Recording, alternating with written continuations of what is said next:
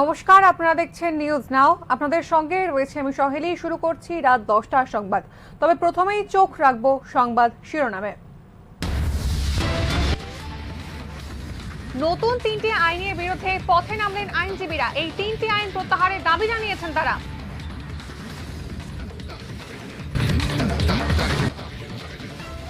Micro finance কোম্পানির ঋণের দায়ে ঘর ছাড়া এক পরিবার। স্থানীয় মহকুমা প্রশাসনের পাল্টা তদারকিতে কোম্পানিতে ঝুলুতলা।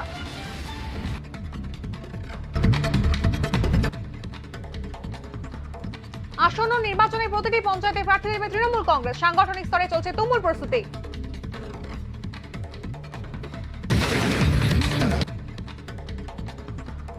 নিখোঁজ স্বামীকে খুঁজে পেতে সাংবাদিকদের দ্বারস্থ স্ত্রী। পুলিশের তরফ থেকে কোনো সাহায্য না পাওয়ার অভিযোগ করেছেন তিনি।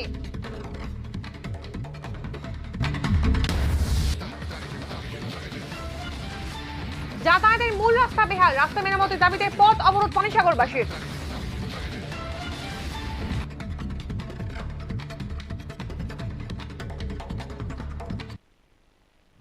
চলে আসছি বিস্তারিত সংবাদে। পুরনো আইনের বদলে নয়া 3 আইনের বিরুদ্ধে পথে নেমে প্রতিবাদ অল ইন্ডিয়া লয়ার্স ইউনিয়নের। আইন 3টি প্রত্যাহারের দাবি জানিয়েছেন আইনজীবীরা। আগামী জুলাই মাসের 1ম তারিখ থেকে লাগু হচ্ছে কেন্দ্র সরকার প্রণোদিত নতুন 3টি আইন। আইপিসি, সিআরপিসি এবং ইন্ডিয়ান এভিডেন্স অ্যাক্টের পরিবর্তে চালু হতে চলেছে ভারতীয় ন্যায় সংহিতা, ভারতীয় নাগরিক সুরক্ষা সংহিতা এবং ভারতীয় সাক্ষ্য অধিনিয়ম। এরই প্রতিবাদে শনিবার পথে নামল অল ইন্ডিয়া লয়ার্স ইউনিয়ন। আইনজীবীরা জানান, এই নতুন 3টি আইন নাগরিক বিরোধী ও সংবিধান বিরোধী। আইনগুলির ফলে নাগরিকদের লাভের বদলে ক্ষতি বেশি হবে বলে জানিয়েছেন তারা। তাই আইনগুলি প্রত্যাহারের দাবি জানান তারা। এই আইনগুলি সম্পূর্ণ গণতন্ত্র বিরোধী, জনবিরোধী এবং স্বাভাবিকভাবে জনসাধারণের। সপ্তদশ লোকসভার শীতকালীন অধিবেশনে প্রায় 140 জন সাংসদ বরখাস্ত হন। সেই সময় কেন্দ্র সরকার এই 3টি বিলকে আইনে রূপান্তর করে। তাই প্রথম থেকেই আইনগুলি নিয়ে জাতীয় রাজনীতি তোলপাড়। এবার এই 3টি আইনের প্রতিবাদে সরব হলেন অল ইন্ডিয়া লয়ার্স ইউনিয়নের আইনজীবীরাও। Bureau report, news now. রাজ্যের বিভিন্ন জায়গায় ব্যাঙের ছাতার মতো গজে উঠছে মাইক্রো ফাইন্যান্স কোম্পানি। ঋণের কোপে ঘুম উঠছে অসহায়দের। খবর পেয়ে ফাইন্যান্স কোম্পানিতে তালা ঝুলিয়ে দিল মহকুমা প্রশাসন। আর্থিক সংকটে পড়ে বিভিন্ন মাইক্রো ফাইন্যান্স কোম্পানিতে ঋণের আশায় ছুটে যায় অসহায় গরিব পরিবারগুলি। সেই সুযোগকেই কাজে লাগিয়ে অসহায় মানুষদের জীবন আরো অসহনীয় করে তোলে এই প্রতিষ্ঠানগুলি। তেমনই এক ছবি ফুটে উঠল বিলোনিয়ার চিত্তামারা নাথপাড়ায়। ঋণ মেটাতে না পারায় হতদরিদ্র রঞ্জিত রুদ্রপালের বাড়িতে তালা ঝুলিয়ে দেয় বেদিকা ক্রেডিট ক্যাপিটাল লিমিটেডের এক মাইক্রো ফাইন্যান্স কোম্পানির 2 কর্মী। ফলে পরিবার নিয়ে বারান্দায় দিন কাটাচ্ছেন রঞ্জিত। বন্ধ হয়েছে অসুস্থ ছেলের ওষুধ, মেয়ের পড়াশোনা। খবর ছড়িয়ে পড়তেই তৎপর ভূমিকায় মহকুমা প্রশাসন। অভিযুক্ত কোম্পানিতে হানা দেন মহকুমা প্রশাসনের আধিকারিকরা। উপযুক্ত নথি দেখাতে না পারায় এবং ঘটনার কোনো সদুত্তর দিতে না পারায় উল্টে কোম্পানিতে তালা ঝোলায় মহকুমা প্রশাসন। ওরা করলো কি, ওরা ওই বাড়ির দরজাতে তালা মেরে আসলো। অ্যাকচুয়ালি ওদের এরকম কোনো অথরিটিই নাই এবং তাদের যে ঋণ প্রদানের যে বিভিন্ন শর্ত, সেই শর্তর মধ্যে কোথাও লেখা নাই যে এরকম স্টার্ন অ্যাকশন নেওয়ার জন্য। অন্যদিকে বেদিকা ক্রেডিট ক্যাপিটাল লিমিটেডের বিলোনিয়া শাখার ম্যানেজারের দাবি, এ বিষয়ে তিনি কিছুই জানেন না। সেটা আমার ব্যাপারটা আমি জানতাম না। আমি আজকে সকালবেলা জানছি, তো জানার পর যে কাজটা হয়েছে আমি খুবই লজ্জাজনক কাজ, এটা উচিত হয়েছে। ম্যানেজার আরো জানান, কোম্পানির 2 কর্মী যারা এই কাজ করছেন তাদের বিরুদ্ধে ব্যবস্থা গ্রহণ করা হবে। এখানে শুরু হয়েছে আর এক জল্পনা। যে কর্মীরা কোম্পানির হয়ে কাজ করেন তারা সাধারণত কোম্পানির চাপেই এই কাণ্ডগুলি করে থাকেন বলেই শোনা যায়। এক্ষেত্রে এই সাধারণ কর্মীদের ওপর দোষ চাপিয়ে বিপদ থেকে বের হওয়ার ধান্দা খুঁজছেন কোম্পানি, এমনটাই মত আম জনতার। ব্যুরো রিপোর্ট, নিউজ নাও। আসন্ন গ্রাম পঞ্চায়েত নির্বাচনকে কেন্দ্র করে শনিবার কৈলাসহরের টিলাবাজার এলাকার তৃণমূল কংগ্রেসের দলীয় অফিসে এক সাংগঠনিক বৈঠক অনুষ্ঠিত হয়েছে। শনিবার কৈলাসহরের টিলাবাজার এলাকার তৃণমূল কংগ্রেসের দলীয় অফিসে আসন্ন ত্রিস্তরীয় পঞ্চায়েত নির্বাচনকে কেন্দ্র করে এক সাংগঠনিক বৈঠক অনুষ্ঠিত হয়েছে। সেই সাংগঠনিক বৈঠকে আব্দুল মতিন ছাড়াও উপস্থিত ছিলেন প্রদেশ মহিলা তৃণমূল কংগ্রেসের সভানেত্রী পান্না দেব, সংগঠনের উত্তর জেলা কমিটির সভাপতি বিমল নাথ সহ অন্যান্যরা। বৈঠকে তৃণমূল কংগ্রেসের প্রদেশ কমিটির সম্পাদক আব্দুল মতিন জানান, আসন্ন গ্রাম পঞ্চায়েত ভোটে জেলার প্রতিটি আসনে প্রতিদ্বন্দ্বিতা করবে তৃণমূল কংগ্রেস। তাই বিগত এক মাস ধরে প্রায় প্রতিদিন বিভিন্ন এলাকায় দলীয় কর্মী সমর্থকদের নিয়ে ঘরোয়া সভা, বাজার সভা ইত্যাদি কর্মসূচি করা হচ্ছে।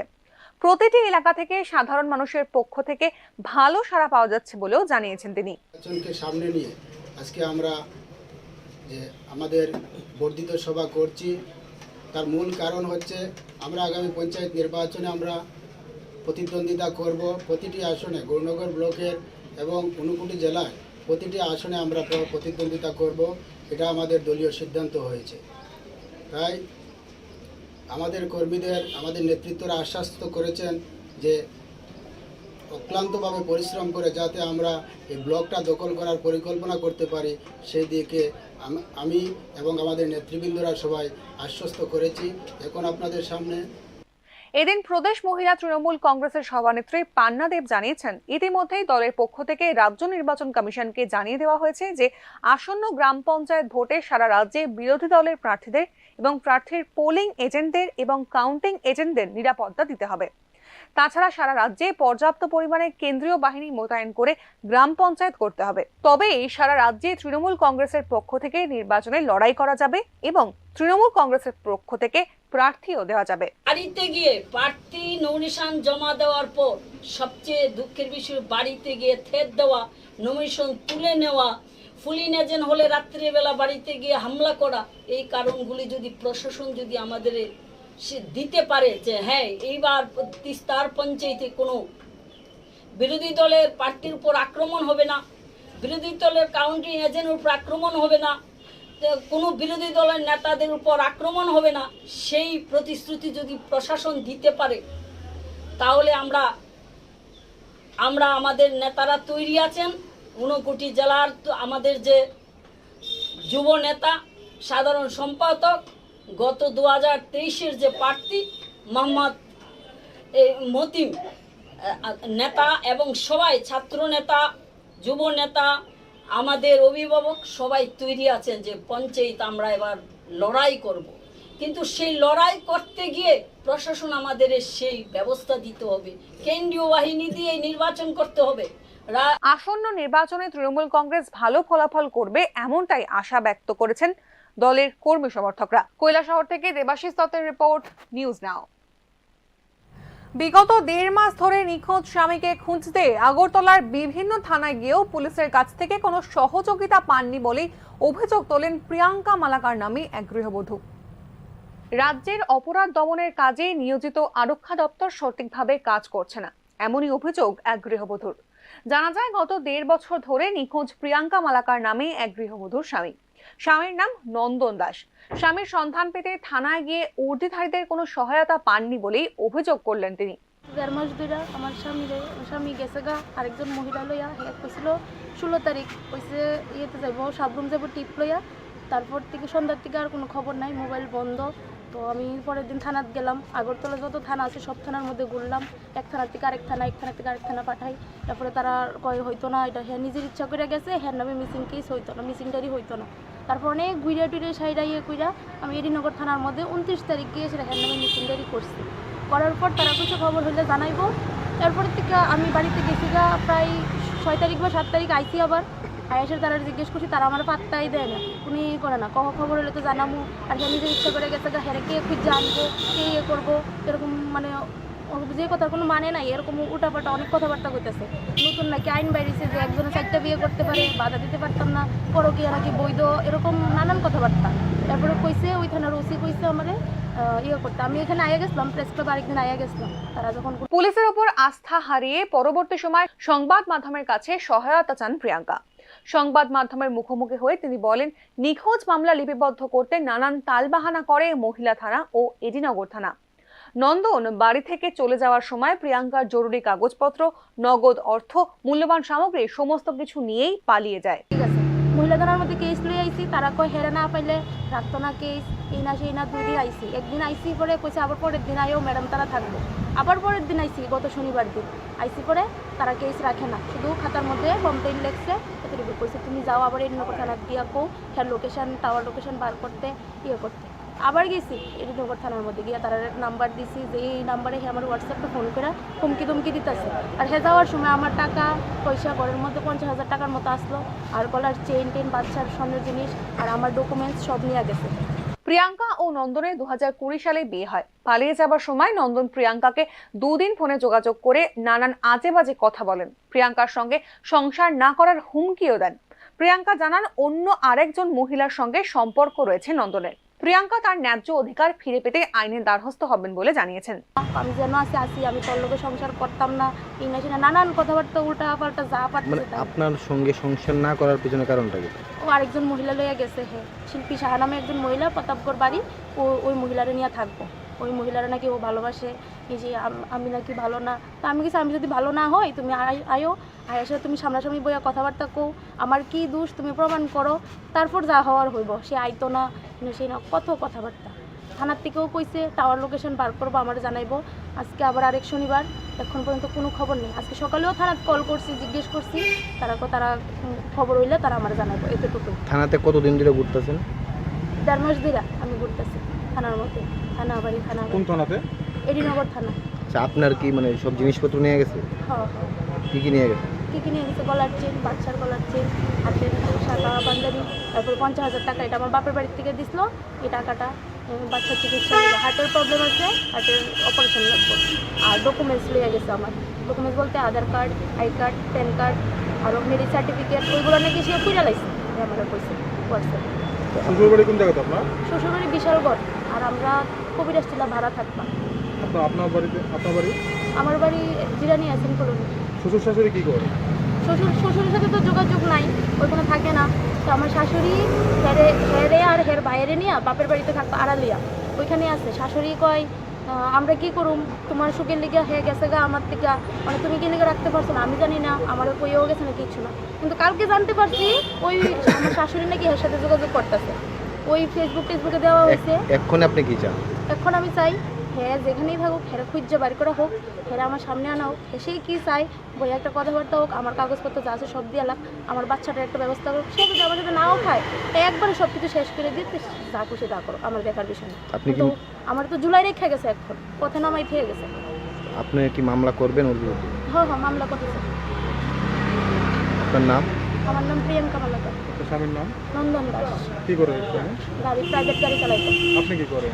আমি কিছু করি না।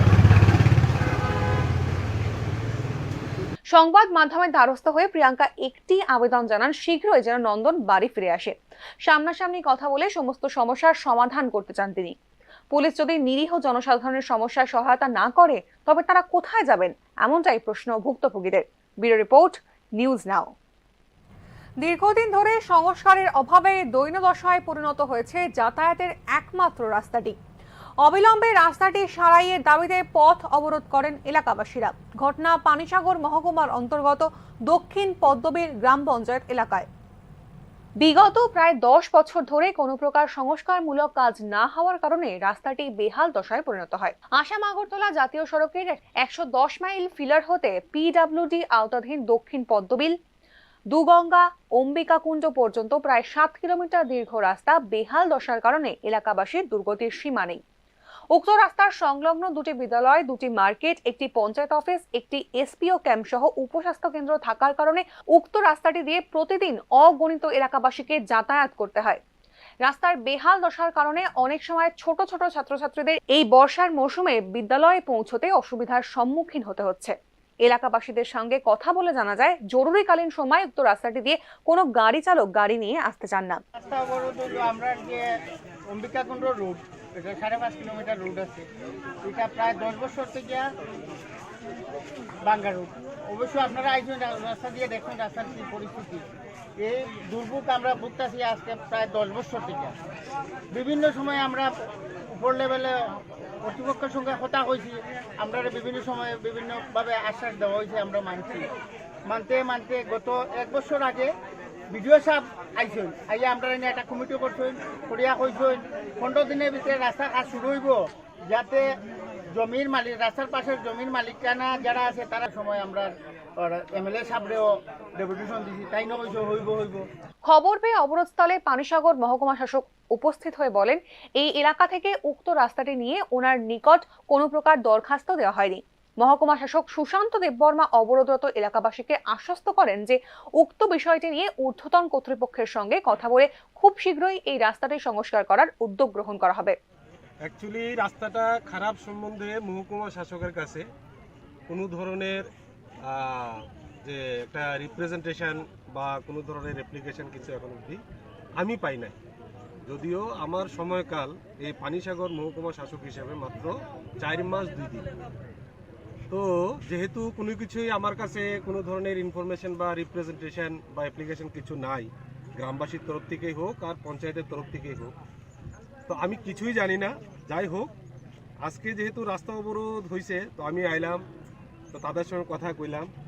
যেহেতু আমার জানা নাই এটা সম্বন্ধে, কে এটা এজেন্সি, কে এটা এগ্রিমেন্ট করছিল, কে কাজ করব কথা দিছিল, তো শুনতে পাইলাম যে HECL কাজ করব, কিন্তু HECL কোনো না কোনো একটা কারণে বোধহয় রাস্তার কাজটা করতে পারতেছে।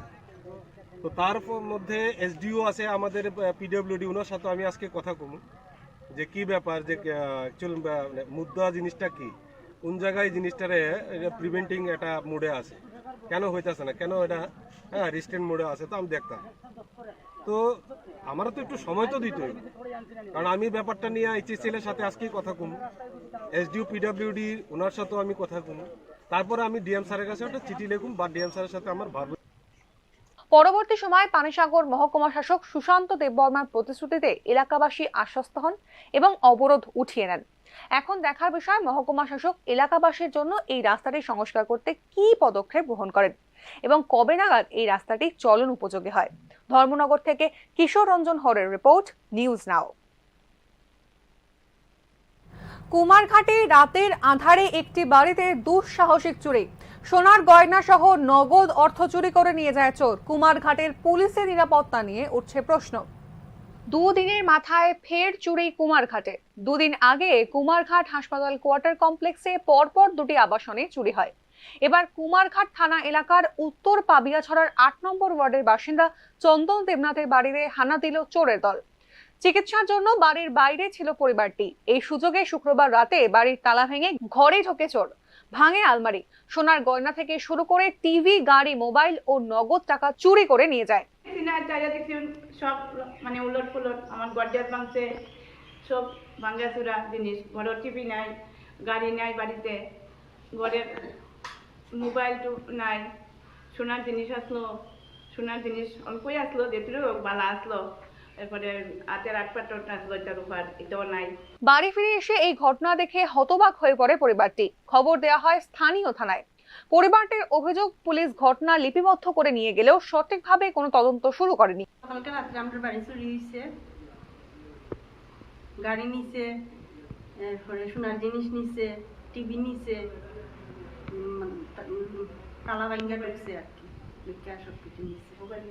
মোবাইল আসলো 2টা, মোবাইলও নিছে, বাড়িতে কেউ আসলো না, ডাক্তার দেখাইতে গেছে।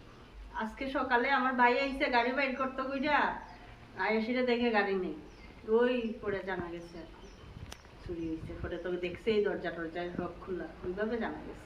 লাগতেছে জানাশোনাই কি করছে, কারণ কোন জায়গাতে সাফল রাখা, কোন জায়গাতে আমরা গাড়ির চাবি রাখা, সব কিছুই তারা জানে, মানে এইভাবেই চুরি করছে। নাইলে মানে গাড়ির চাবিটা কোনখানে রাখা পরিচিত কেউ হইলে জানতো না, এটা যেটা সত্যি কথা। জানাইছি, আইছিল, থানা আইছিল, আয়া তারা সব ইনকোয়ারি কইরা গেছে। আমরা বুঝতে পারতাছি না, কিছু হওয়ার মানে ভাষা নাই আর। এই ঘটনায় একটি প্রশ্নই বারবার উঠে আসছে যে থানা থেকে ঢিলছোড়া দূরত্বেই যদি চুরি হয় তবে অন্যদের কিভাবে নিরাপত্তা দেবে পুলিশ প্রশাসন। কুমারঘাট থেকে জনি ভট্টাচার্যের রিপোর্ট, নিউজ নাও। ঝড়ে গাছ পড়ে ভাঙল বিদ্যুতের খুঁটি, হতাহতের কোনো খবর মেলেনি। শনিবার সকালের ঝড়ে 3টি বিদ্যুতের খুঁটি ভেঙে পড়ে কামালঘাট তাঁতিপাড়ায়। এই 3টি খুঁটির মধ্যে একটি পার্শ্ববর্তী হোটেলের ওপর গিয়ে পড়ে, তবে অল্পের জন্য রক্ষা পেয়ে যান হোটেলে বসে থাকা কয়েকজন। সকাল থেকেই এই কারণে গোটা এলাকা বিদ্যুৎ বিচ্ছিন্ন। স্থানীয় প্রশাসনের সাহায্যে গাছ কেটে আপাতত চলাচলের রাস্তা ফের উপযোগী করা হয়েছে, তবে বিদ্যুৎ পরিষেবা কখন সচল হবে তা এখনো জানানো হয়নি।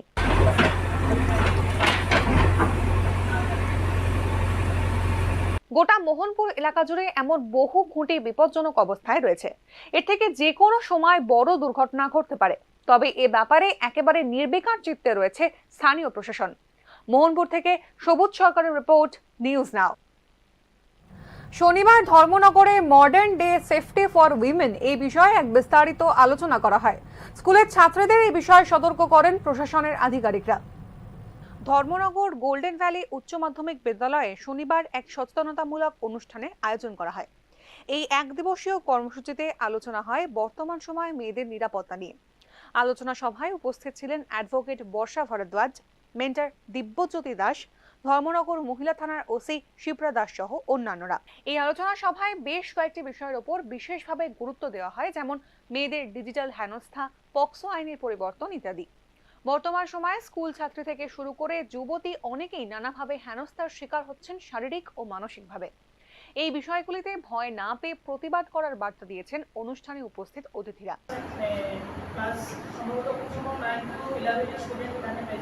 সবাইকে আমার আন্তরিক অভিনন্দন। আমি ধর্মনগর মহিলা থানা থেকে এসেছি। তো এরপর একটা প্রোগ্রামে নিজেকে অ্যাটেন্ড করতে পেরে খুবই গর্বিত আমি। একটা ইম্পর্টেন্ট টপিক যেটা আর কি ওমেন সেফটি রাখা হয়েছে। তো ক্রাইম তো আমি ওপিএসে কাজ করছি, সেই অভিজ্ঞতা থেকে বলবো, আমরা যে বলবো যে ক্রাইম এগেইনস্ট ওমেন যে বিশ্বাস হয়ে গেছে তা না, হচ্ছে ক্রাইম হচ্ছে, ক্রাইম কোনো বিশ্বাস হয়নি। অনেকগুলো কারণ আছে, যদিও সবটা এখনো আমরা পেরে উঠতে পারিনি, তারপরেও সামগ্রিক প্রচেষ্টা আছে।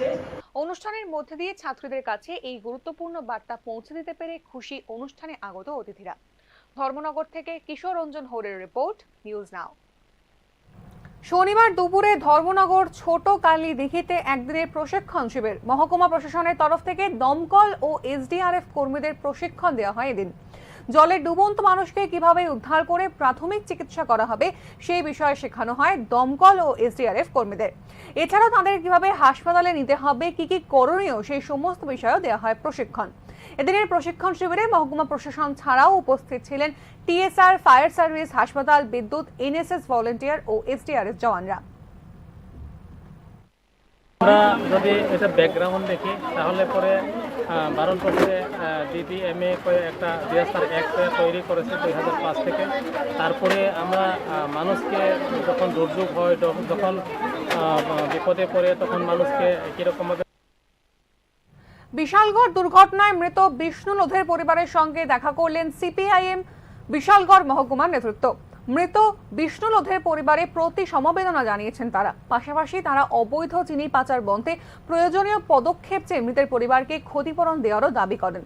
চলতি সপ্তাহে বৃহস্পতিবার বিশালগড়ে লরির সঙ্গে বাইকের ধাক্কায় মৃত্যু হয় বিষ্ণুর। দুর্ঘটনায় আহত হন আরও একজন।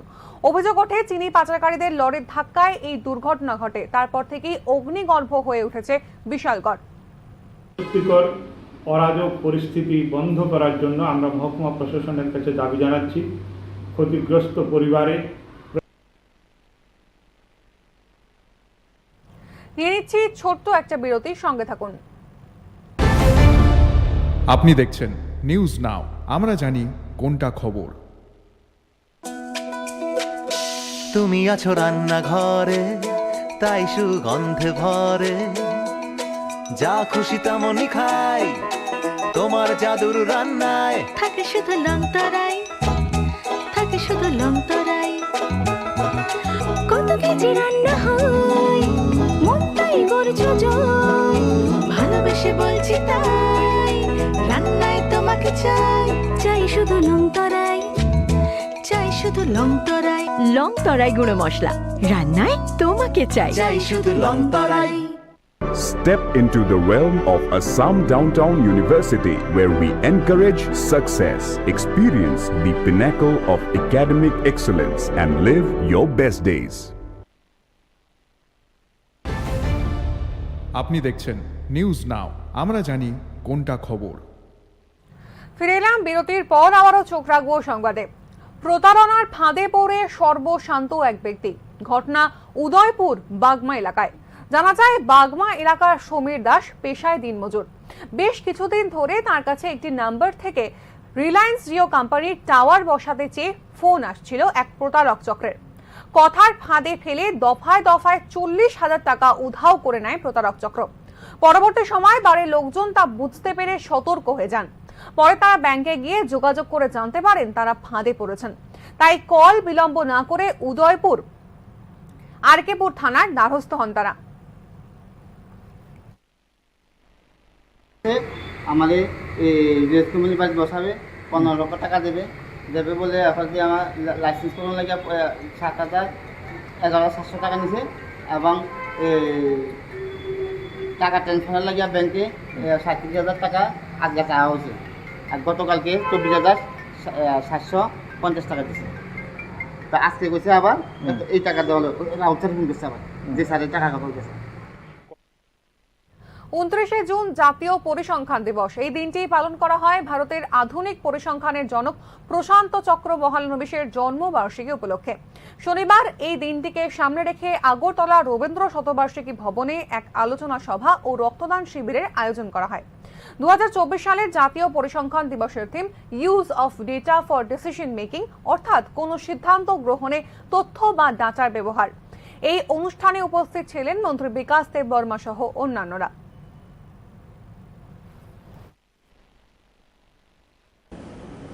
আমার ডিপার্টমেন্টের যিনি সেক্রেটারি অভিষেক জি উপস্থিত, ডাইরেক্টর ডিএম সাহেব এবং রবীন্দ্র জি অ্যাডিশনাল ডাইরেক্টর।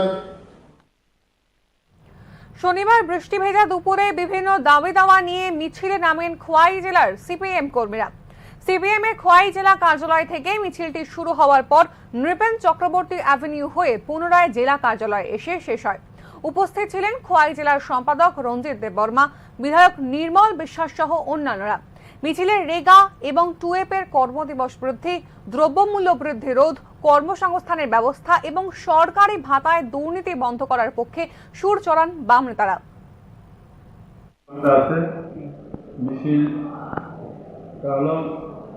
কেন্দ্র সরকার যেভাবে দ্রব্যমূল্য বৃদ্ধি দূর করতে পারতেছে না সারা ভারতবর্ষে এবং আমাদের রাজ্য তো আছে, আর এই কাজ সাধ্য নাই। শনিবার ওয়ার্ড অফিসে পুর নিগমের 39 নম্বর ওয়ার্ডের উদ্যোগে শহরাঞ্চলের 22টি স্কুলকে নিয়ে একটি কুইজ প্রতিযোগিতার অনুষ্ঠান আয়োজন করা হয়। উদ্বোধনী পর্বে উপস্থিত ছিলেন mayor Dipak Majumdar, corporator Abhijit Mallick, corporator Alok Roy সহ 22টি স্কুলের ছাত্রছাত্রী এবং শিক্ষক শিক্ষিকারা। অনুষ্ঠানে বক্তব্য রাখতে গিয়ে মেয়র দীপক মজুমদার বলেন, এই ধরনের কুইজ প্রতিযোগিতার মাধ্যমে ছাত্রছাত্রীদের মেধার বিকাশ ঘটে। এই কুইজ প্রতিযোগিতাকে ঘিরে ছাত্রছাত্রীদের মধ্যে বিশেষ উৎসাহ উদ্দীপনা পরিলক্ষিত হয়।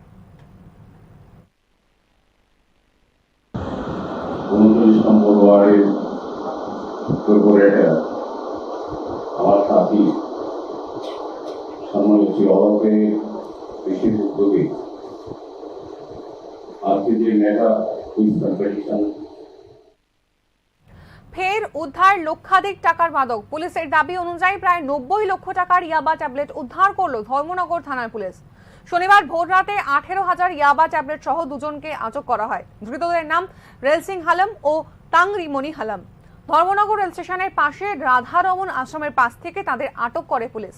ধর্মনগর থানার ওসি জানিয়েছেন, এই ধরনের অভিযান আগামী দিনেও জারি রাখা হবে। একজনকে অ্যারেস্ট করা হয়েছে, একজন হলো রেলসি হালাম আর একজন থাংরিয়াংমনি হালাম। দুজনের বাড়ি বাগবাসাতে। একটা স্কুটির থেকে মালগুলি পাওয়া গেছে। ধর্মনগর পিএস এর মধ্যে এনডিপিএস এর কেস।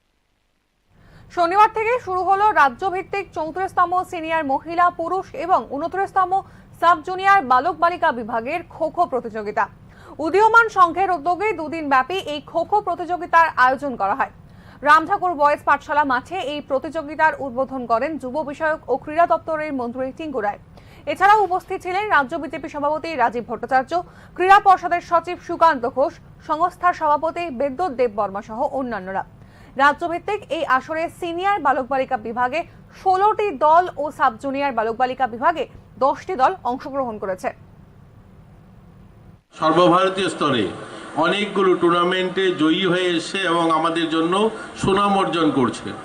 আমরা এই ছোট্ট ত্রিপুরাটাকে আজ যখন বলি, বিভিন্ন জায়গায় কথা বলতে যাই, মানুষ আমাদেরকে জিজ্ঞাসা করে, আচ্ছা আপকা ঘর কাহা হ্যায়? ও দীপা কর্মকার যাহা ওয়া সে আপ আতে হো।